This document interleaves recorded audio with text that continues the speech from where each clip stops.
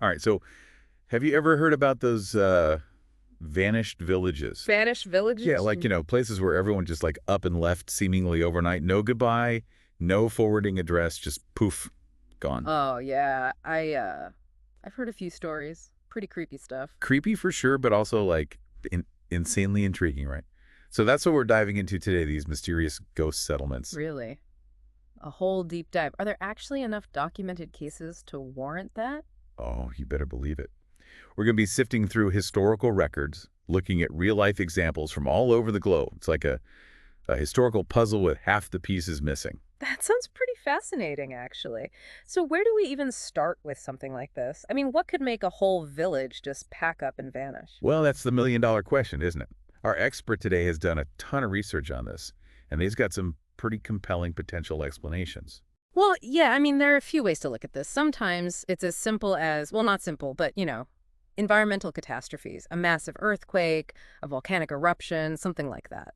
Right, like a Pompeii situation, but without the bodies preserved in ash, just an empty village left behind. Exactly. And sometimes it's not one big event, but more of a slow burn. Think about it, a village that relies on a specific trade or resource, and that dries up. Maybe a long drought leads to famine, or over-farming destroys the land. People start leaving gradually to find a better life elsewhere until, well, no one's left. It's kind of like the opposite of a gold rush, Yeah. right? A slow exodus instead of a sudden influx. Speaking of sudden, what about disease? Like imagine the Black Death tearing through a medieval village. Wouldn't that send people running? Absolutely. A highly contagious and deadly disease could definitely cause mass panic and flight. There are actually historical accounts that suggest this happened during various plague outbreaks. People fled infected areas, desperate to escape the sickness. It's hard to imagine the fear they must have felt. Yeah, talk about a fight or flight response. But No. then you also have cases where, well, things get a little more unexplained. Oh, yeah, those are the ones that really get the imagination going. Right, like the Roanoke colony. Talk Yeah. about a historical head-scratcher. Established in the late 1500s, everyone just vanished. Poof. The only clue, the word Croatoan carved into a post. And to this day, no one really knows what happened to them. Assimilation with Native American tribes, maybe. A massive storm? Possible. Disease? Internal conflict? Could be. It's a mystery that continues to fascinate and frustrate historians. So we've got natural disasters, disease, economic downturns, and now we're wading into the truly spooky stuff. Well, I mean, it's not always ghosts and goblins. Sometimes it's about, well, power dynamics. Oh, you mean like political unrest or persecution forcing people to flee? Exactly. Think about a village facing religious persecution or under the thumb of a tyrannical ruler. They might choose to disappear rather than face oppression. Like a mass act of defiance, I guess? Mm-hmm. You mentioned the village of Kuldara in India being abandoned in the 19th century. That one always makes me think of hidden passages and secret escapes. Right. The legend says they were fleeing a wicked ruler, but historians believe it might have been a severe drought that drove them away.